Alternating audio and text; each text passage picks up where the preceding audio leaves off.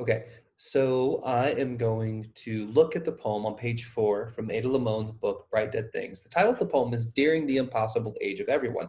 And I actually found something online that is a version of that, and it's not currently ready for you to look at. But I'm going to do this, and I apologize. I'm going to have to come over here, do this, and then also come here, and then do this, and then do that. So I hope that works. I'll double check it and make sure that it does. I apologize if it doesn't. Um, so I found this online. It's from a blog, People, Planning, and Poetry. I'm really unfamiliar with it, but it is the same poem that I have in front of me, so it maybe make it a little bit easier. It occurs to me now that I'm going to have to figure out other poems that I look at to make sure that we can have a visual, because I think it really helps. So this is During the Impossible Age of Everyone by Ada Limon. Sorry, I hope that you can't read the text that I get. So the poem itself, right? Again, I like to look at it first and then try to understand it as I go forward. The first thing that I see is I have 3 sections, right? Or strophes, if you want to call them that, using it from Whitman. This one's a little bit more section to me than strophe. I don't know why. I don't have an answer for that. I'm going to try to use consistency with this one, so I'm going to call each one a strophe. And so I see 3 of them, and looking at them, I see each one of them is 5 lines long. So there's a real consistency here. 15 lines, relatively short poem, but they're also separated, right? For a short poem, they're all separated. So my question is always going to be, how do they connect? What are the movements here? Why do I need 3 when I could just have 1? So important questions to ask. So we'll start with the title here, and it says, remember too, from the title in the first video, which if you haven't seen, please watch first. This idea of things that don't really match up, bright dead things, right? Loss, fragility, and the fleeing of the flesh by Larry Levis. So I'm trying to think of ways in which I can incorporate this notion into the work that I'm going to read now. So the poem begins with a title, right? During the Impossible Age of Everyone. So this is interesting. My eye is drawn to everyone, and the reason for that is because I don't usually start at the end of something. I like to start at the beginning, but it reminds me of that epigraph by Larry Levis, where he's talking about who among the numberless, right? He's talking about the numberless of all of us, right? People. Well, it's everyone. So she's like, this is all of us. And she's saying this is the impossible age of everyone, which is kind of like an era that doesn't exist, the impossible age. Well, maybe we have the Gilded Age, right? We have the golden age of Hollywood. We have like the baby boomers, okay boomer kind of culture, Gen Z, whatever else we want to talk about. But she's calling this the impossible age of everyone. So we're dealing with impossibility and of everyone, which again seems like kind of an oxymoron. Like, how is it impossible? We all exist. What's the impossibility of that? And then, of course, during. So she's writing about like, this is during the time when we all exist. All right. And she's saying that's kind of like an impossibility. So a lot to deal with that, right? And there's a lot of questions to ask with that too. Like, is it impossible that we're all together? Well, obviously no, right? Because we're all together. That's very simple. But are we? Are we actually all together? Or are we just all existing almost in different realities at the same time, right? You look at any of your feeds online right now, right? It doesn't seem like we're all connecting at the same time. It seems like this might be the impossible age of everyone. So during this impossible age of everyone, she approaches this poem and tries to like capture a certain moment from it, or it would seem in this case 3 particular moments in front of it. As always, I'm going to read the poem all the way through, and then look at a few things and see what we can come up with those. Here we go. During the impossible age of everyone, 1. There are so many people who have come before us, arrows and wagon wheels, obsidian tools, buffalo. Look out at the meadow, you can almost see them. Generations dissolved in the bluegrass and hay. I want to try and be terrific even for an hour. 2. If you walk long enough, your crowded head clears, like how all the cattle run off loudly as you approach. This fence is a good fence, but I doubt my own hay wire will hold up to all this blank sky, so open and explicit. I'm like a fence or a cow or that word yonder. 3. There is a slow tractor traffic hollering outside, and I'd like not to be traffic, but the window shaking. Your shoes are piled up with mine, and the heat comes on, makes a simple noise, a dog yawn. People have done this before, but not us. Okay. So a lot of things we can talk about with just looking at the poem, right? Three different experiences. It seems like they do need to be separated. They don't really follow any kind of logical connection in terms of narrative. So the story I'm getting in one doesn't necessarily connect in a logical sense of like beginning, middle, and end with the second one nor the third one. So there's separation in here, and separation is actually seems like a pretty key critical observation for this particular poem and what it's trying to accomplish. So let's just jump in. I mean, I could talk about other things that I noticed when I was reading it this time through. One of the first things I noticed is the use of the second person, the you in there. And anytime we have a you in a poem, we always have to ask, I think, who is the you? Are they talking to us, the people who are actually, reading the poem? Is it a specific person? And the end of the poem suggests almost maybe that it is, right? Because that us at the end, that collective pronoun at the end, suggests that in fact there might be an I and a you, which is really the only way we can make an us. At least this is like the minimum amount of people that it requires to make an us is an I and a you.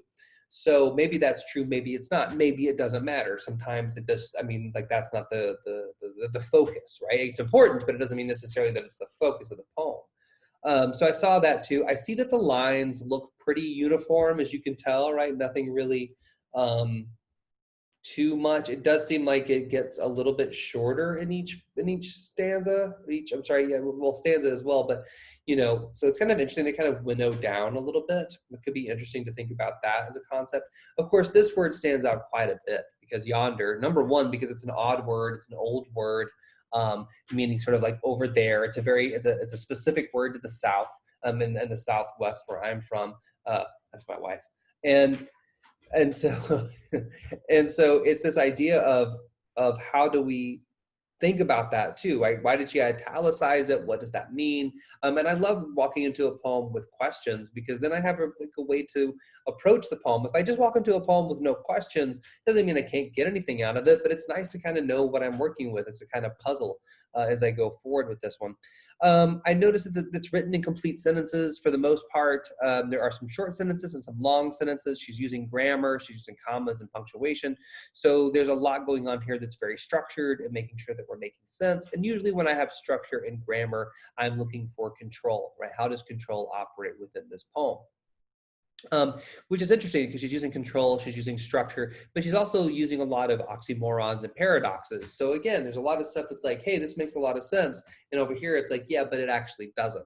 And that's interesting because to me, as a person, just as a human, not as like a person just like wearing a bandana, is that to me is very much the human condition, right? Right, the identity of what it means to be a person, and maybe even like as an American, is like there's this sense of like everything makes perfect sense, right? I do a direct deposit. This is my money. Here's my debit card. Here's my credit score.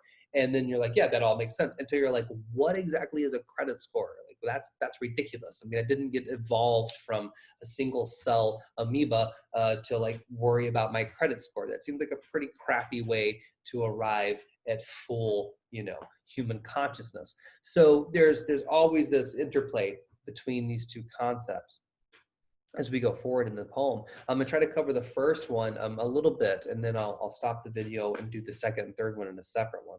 So we open the poem with, there are so many people, right? Which makes sense, impossible age of everyone. There are so many people who have come before us. So interestingly, right, the us shows up first. We have the collective there at the beginning. There are so many people who have come before us. We're talking about history and time, right? There are so many people who come before us. So she's saying, let's look at history. All right, and what's in this history? Well, there's arrows and wagon wheels, right? So the images here that we have of an obsidian tools and buffalo. So just notice the commas here, right? We're just gonna mention some specific nouns and images, all very, very image driven. An arrow, a wagon wheel, obsidian tools, and obsidian is a very specific kind of rock, a very strong, dark rock, and then buffalo, of course, which would have been, during the time of the indigenous population, would have been pretty much all throughout the plains. As we read the book, we'll find that she's in Kentucky, which would have been, actually I don't even know if that's a specific space for buffalo, but it would have been, on the plains and in the South. So we're talking about the indigenous population of America, and she's living in a place, right, where there would have been this that existed there. And she's saying that all of these people would have come before us. And I think we have to take a moment here when we think about research, we think about what a poem is saying here, where we sort of owe an obligation to understand, what happens with the indigenous population of what we call the United States of America, that of course is a land, a title that we've given to land that was never the title of it until it became that with colonialism. So she's giving us a sense of this. Also, I think it's interesting, the first image that she gives us is one of a weapon, right? And then a wagon wheel, of course, which is more about the settlers. And then obsidian tools and buffalo goes back into the native population. So it's a 1 to 3 about who belongs here and who doesn't, if we want to use those kinds of terms. Look out at the meadow, and now we have a command. Look out at them, that's a command term. Look out at the meadow, so we see a meadow here. You can almost see them. So a word that isn't specific, right? Again, bright dead things being not a specified concept, and then almost here playing within that same space. And them, right? It seems like we're probably talking about either the buffalo, which I don't think we are, but I think we're talking about here, the people, right? There are so many people. And if I look out at the meadow, I can almost see them. And I know that's probably true because generations, right? We don't typically think about generations of arrows or buffalo. She's saying that if you look out at this meadow, I can almost see them. And there's generations, which of course is massive, right? Massive amounts of years dissolved. Beautiful verb there, right? To sort of lose, to have a dissolution, right? A lack of solution, a lack of consistency in the bluegrass and hay. So it's almost as if, and this goes back to almost to Whitman at this point, right? That the land itself has taken in the very people, the generations of people that have disappeared. And not disappeared, let's be clear here, right? In many cases, murdered, committed acts of genocide against. That can be looked at historically through research to make sure we know that we're being correct.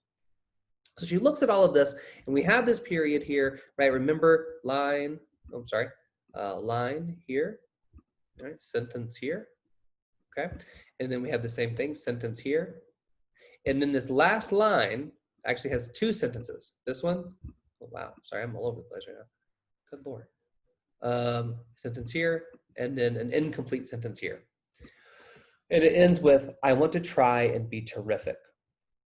Okay, there's a lot we can talk about with this. I want to try and be terrific. That doesn't sound positive to me. And there's a lot of reasons why.